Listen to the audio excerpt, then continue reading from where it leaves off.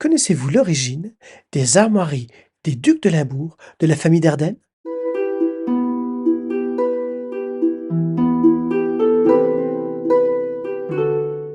Bonjour, je suis Alain Broz et je vous souhaite la bienvenue sur Doc de Limbourg. Bien qu'on puisse distinguer sur la tapisserie de Bayeux certains boucliers arborant des symboles ou des figures mythiques, ces représentations n'étaient pas des signes de ralliement ou de distinction sociale.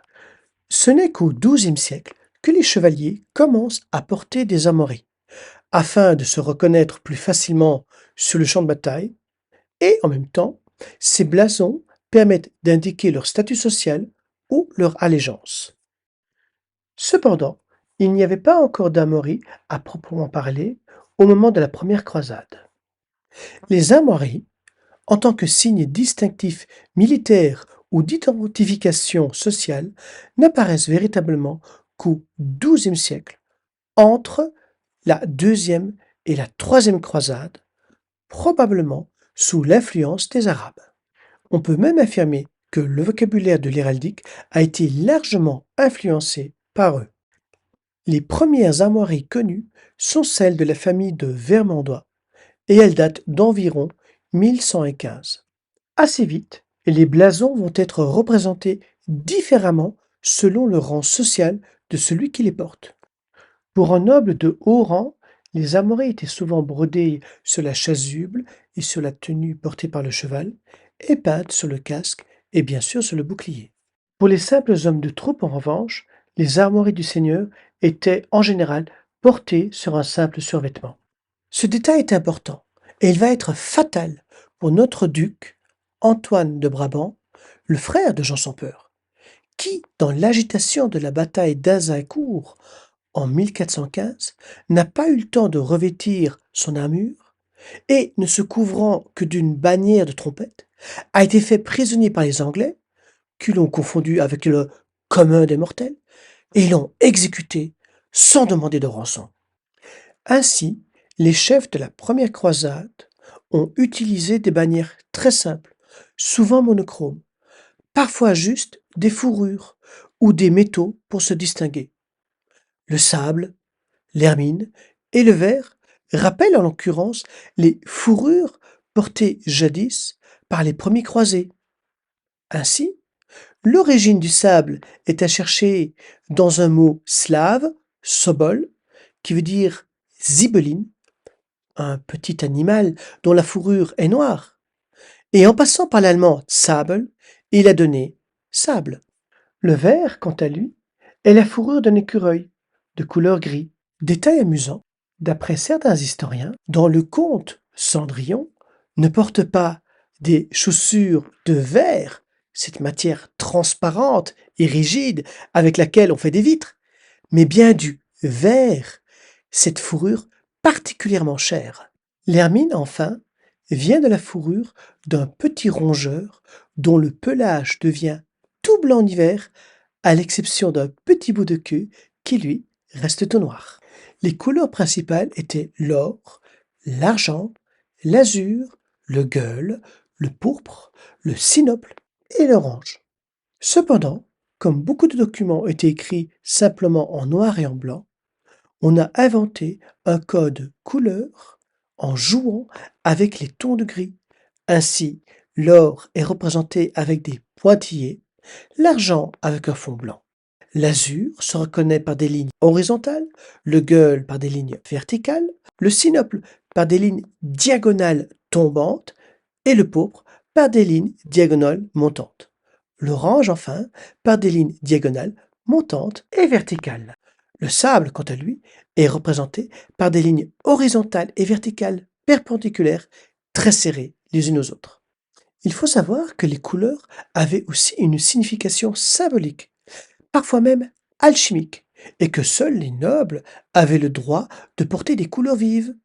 Les paysans, eux, ne pouvaient porter que des couleurs sobres, noir, gris et du bleu clair pour les jours de fête et le dimanche. L'or représentait la noblesse et l'intelligence. L'argent symbolisait la sagesse et la richesse. L'azur signifiait la fidélité et la loyauté. Le gueule symbolisait l'amour et le service de la patrie. Le pourpre symbolisait la puissance et la dignité. Le sinople représentait la liberté, la joie et la santé. Le sable symbolisait la tristesse et l'humilité. Le vert, la dignité héréditaire. Et l'hermine, enfin, symbolisait la pureté morale, l'agilité, l'intelligence et l'innocence. Mais dans les armoiries, il y a aussi des meubles. On appelle meubles des objets, des animaux, des bâtiments ou des personnes qui, eux aussi, avaient des significations spécifiques. Ainsi, l'aigle représente la souveraineté. L'épée symbolise la justice et la parole divine. Le lion signifie le courage, la force et la bravoure, ainsi que la souveraineté. Le soleil, qui apparaît assez rarement en fait, évoque quant à lui Dieu. Les armoiries étaient souvent surmontées par des éléments extérieurs, comme une couronne, un aume, un cimier ou des lambrequins. Ils indiquaient l'origine de la famille noble. S'il y a une couronne, c'est que la famille porte un titre de noblesse héréditaire, baron, comte, duc. La couronne qu'on peut voir sur les armoiries de toutes les monarchies du monde est un symbole de souveraineté, même si certaines républiques l'utilisent aussi, comme c'est le cas de la Bulgarie et de Saint-Marin. En revanche, s'il y a un homme, c'est que la famille fait partie de la noblesse des pays. Cette longue digression va nous permettre de parler enfin de l'origine des armoiries des ducs de Limbourg de la famille d'Ardenne. Quand sont-elles apparues?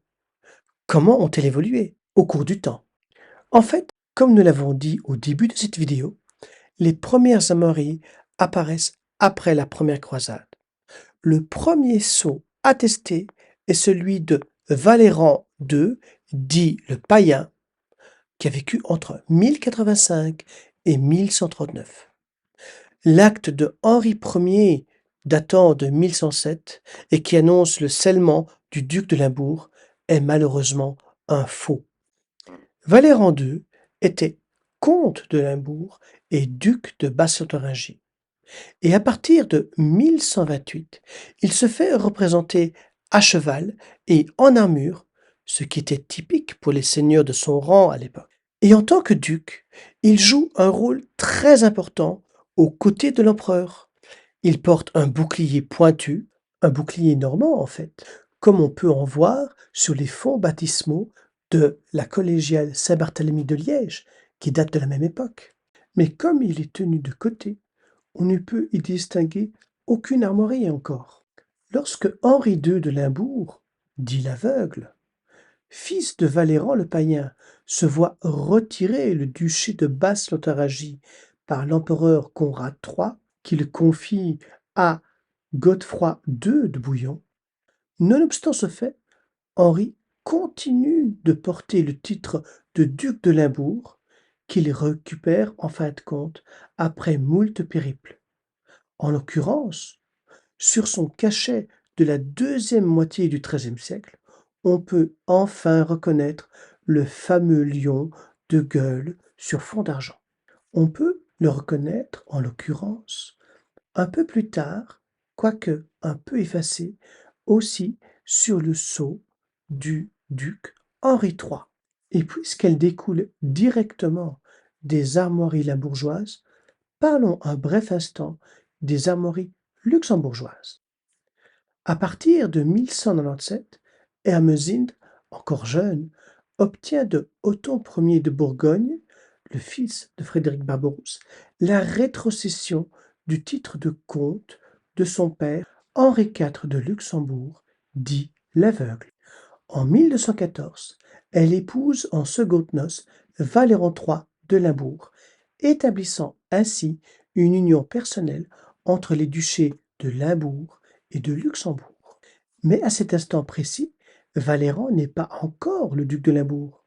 Il ne le devient qu'à la mort de son frère aîné, Henri III, en 1221. Avant cette date, il était marquis d'Arlon, seigneur de Montjoie, Monschau en allemand, Et c'est la raison pour laquelle ces armoiries ont porté un lambel de Sinople. En 1226, son petit-fils, Henri IV, hérite du duché. Rappelons au passage que c'est ce même Henri IV qui a élevé Dietrich von Altena-Isenberg, le fondateur du château de Limbourg an der Lenne, aujourd'hui appelé Hohenlimbourg. Il semblerait en outre que ce même Henri IV ait une part de responsabilité dans le meurtre de l'archevêque de Cologne, Engelbert II de Berg. Son demi-frère est Henri V, dit le Blondel, marquis d'Arlon et comte de Namur, qui lui hérite du comté de Luxembourg, qui ne deviendra duché qu'à partir de 1353. Et c'est lui qui développe les armoiries de son comté, en combinant le lion rouge sur fond argenté avec des bandes bleues, inspiré, dit-on, par son mariage avec Marguerite de Bar. Ce détail est intéressant parce qu'on voit de la sorte que la dynastie des Luxembourg est une branche cadette des Limbourg. Elle est issue du deuxième mariage de Valéran III avec Hermesinde. Enfin, comme le montre le sceau de Valéran IV, le dernier représentant mâle de la dynastie d'Ardenne, sceau dont nous nous sommes inspirés pour créer le logo de notre chaîne, et qui reprend le modèle du cachet de son aïeul, Henri III, on peut observer que le duc porte le lion de gueule sur fond d'argent du Limbourg, à la fois sur son surcot et sur son bouclier. La boucle est bouclée.